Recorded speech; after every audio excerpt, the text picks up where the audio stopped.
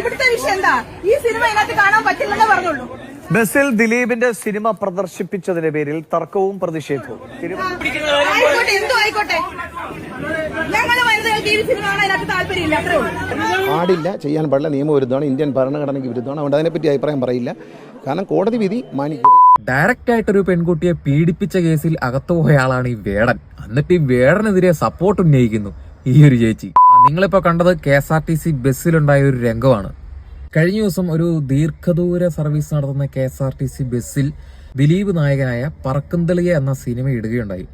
അപ്പോൾ സിനിമ അങ്ങ് ഇട്ട് കുറച്ച് കഴിഞ്ഞപ്പോഴത്തേനും ഒരു ചെറിയൊരു കുട്ടി ദിലീപിന്റെ സിനിമ എന്ന് പറഞ്ഞ് ചൂണ്ടിക്കാണിച്ചു. അപ്പോൾ തന്നെ ആ സ്ത്രീ എഴുന്നേറ്റ് നിന്ന് ഉറക്കെ ശബ്ദത്തോടു കൂടി പറഞ്ഞു, ഇത് പറ്റത്തില്ല, ഈ സിനിമയൊന്നും ഈ ബസ്സിലിടാൻ പറ്റത്തില്ല, അയാളുടെ പടം ഈ ബസ്സിലിടാൻ പറ്റത്തില്ല എന്ന് ഉറക്കെ വിളിച്ചു പറഞ്ഞ് ബഹളം ഉണ്ടാക്കി. അപ്പോൾ കഴിഞ്ഞ ദിവസം ദിലീപിനെ കോടതി വെറുതെ വിട്ടിരുന്നു, ഇനിയിപ്പം കേസ് കാര്യങ്ങളൊന്നും ഇല്ലെന്ന് പറഞ്ഞ്. അപ്പോൾ എനിക്ക് തോന്നുന്നത് എല്ലാവരുടെ മനസ്സിൽ ഇപ്പോൾ ദിലീപ് വലിയൊരു കുറ്റക്കാരനാണെന്നാണ്.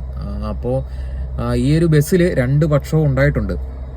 കുറച്ച് വിഭാഗം ആൾക്കാർ ഇട്ടോട്ടെ, കുഴപ്പമില്ല, അയാളിപ്പോൾ കുറ്റാരോപിതനല്ല, അയാൾ നിയമത്തിന്റെ കുരുക്കിൽ നിന്നും പൂർണ്ണമായി രക്ഷപ്പെട്ടു എന്നും ഒരു പക്ഷം പറയുന്നുണ്ടായിരുന്നു. പക്ഷേ ഈ സ്ത്രീ ഒന്നിനും അങ്ങ് മുതിരുന്നില്ല.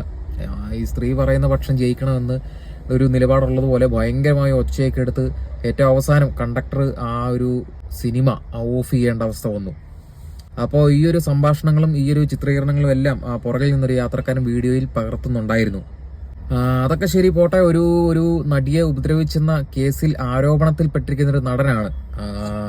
നമ്മുടെ എല്ലാവരുടെ മനസ്സിൽ അയാൾ ഇപ്പോൾ കുറ്റക്കാരനാണ്. പൂർണ്ണമായി തെളിഞ്ഞെങ്കിലും അങ്ങനെ ഒരു സംഭവം മനസ്സിൽ കയറിക്കൂടി, അത് പോട്ടെ.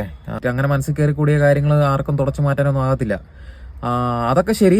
ഞാൻ കുറച്ച് കഴിഞ്ഞ് ഈ പുള്ളിക്കാരത്തിയുടെ ഫേസ്ബുക്ക് അക്കൗണ്ട് എടുത്തു നോക്കി. അപ്പതാണ്ടാ കിടക്കുന്നു വേടനൊപ്പം എന്ന് പറഞ്ഞ പോസ്റ്റ്. അപ്പൊ ഈ വേടൻ ചെയ്തോ? ഡയറക്റ്റ് ആയിട്ടൊരു പെൺകുട്ടിയെ പീഡിപ്പിച്ച കേസിൽ അകത്തുപോയ ആളാണ് ഈ വേടൻ. എന്നിട്ട് ഈ വേടനെതിരെ സപ്പോർട്ട് ഉന്നയിക്കുന്നു ഈ ഒരു ചേച്ചി. അപ്പൊ ഇതൊക്കെ ഒരു ഇരട്ടത്താപ്പ് എന്ന് വേണമെങ്കിൽ പറയാം. കാരണം ദിലീപിനെ കഴിഞ്ഞും ഏറ്റവും കൂടുതൽ അല്ലെങ്കിൽ കഠിനമായ കുറ്റം ചെയ്തിരിക്കുന്ന ഒരാളാണ് വേടൻ. ഈ വേടനെയാണ് ഈ പുള്ളിക്കാരത്തെ സപ്പോർട്ട് ചെയ്തത്. എന്നിട്ട് ദിലീപിനെ തള്ളിക്കളയുകയും ചെയ്തു.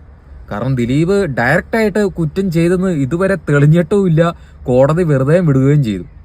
അതുകൊണ്ട് ഈ ദിലീപിനെ തള്ളി പറഞ്ഞുകൊണ്ടിരിക്കുന്നു, വേടനെ കെട്ടിപ്പിടിച്ചുകൊണ്ടിരിക്കുന്നു, ഫുൾ സപ്പോർട്ട് വേടന്. അതെന്താണെന്ന് എനിക്കറിയില്ല. പക്ഷെ ഒന്ന് ചിന്തിച്ച് നോക്കിയാൽ തന്നെ നിങ്ങൾക്ക് എല്ലാവർക്കും അറിയാം. ആ ഒരു ചേച്ചിയുടെ പ്രൊഫൈൽ എടുത്ത് നോക്കിയാൽ തന്നെ നിങ്ങൾക്കറിയും എന്തുകൊണ്ടാണ് ഈ പുള്ളിക്കാരത്ത് വേടനെ സപ്പോർട്ട് ചെയ്യുന്നതെന്നും എന്തുകൊണ്ടാണ് ദിലീപിനെ തള്ളിക്കളയുന്നതെന്നും.